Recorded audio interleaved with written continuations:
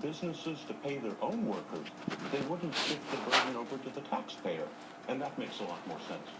Ron, I'd like to bring the panel in here in just a moment, but to be clear, your view then is that the $250 billion the government is spending, that number will go down. It won't go up because there'll be more unemployed people, for example, who are filing for jobless benefits as a result of a minimum wage hike?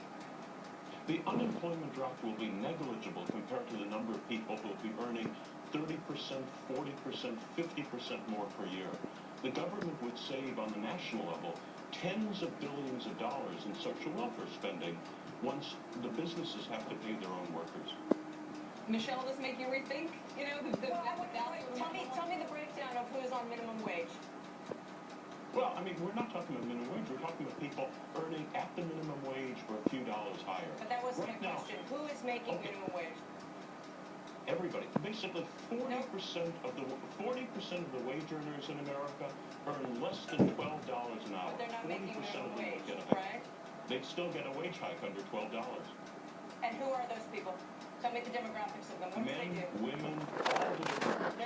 You know what I'm talking about. You know that they're mostly teenagers, right? That's not what people on minimum wage are teenagers. So you want to raise minimum wage on teenagers who would then be unlikely to get a job, right? But that's nonsense. 40% of the wage earners earn less than $12 an hour. 40% of the whole country. Anthony, do you want to jump in?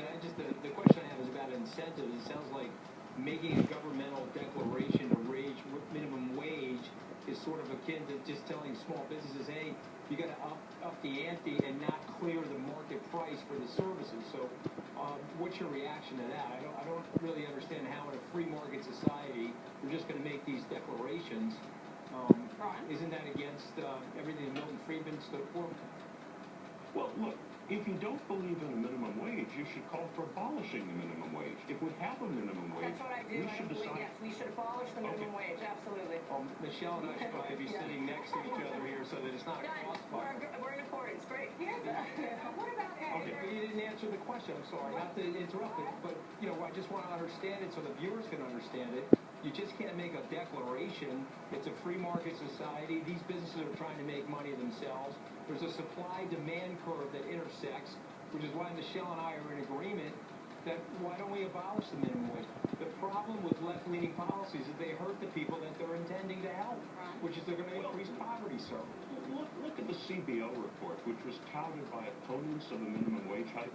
It showed that of the low-wage workers impacted by a minimum wage hike, 98% would get a wage increase. 2% might lose their jobs. But, sir, we're not in a democratic society. You want to be the Vladimir Putin's minimum wage.